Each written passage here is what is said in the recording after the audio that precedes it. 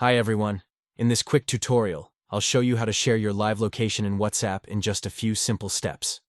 First, we need to make sure WhatsApp has permission to access your location. Go to your phone's settings, scroll down and then tap Location. Make sure location is turned on. Now, open the WhatsApp app and head into the chat where you want to share your location. Tap the attachment icon, then select Location. Here you'll see two options. Send your current location, shares a one-time snapshot of where you are.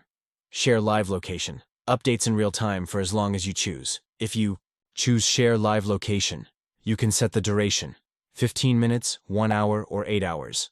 After that time, it stops automatically. That's it. You've now shared your live location in WhatsApp. If this video helped, like this video and subscribe to my channel for more quick tech tips. See you in the next one.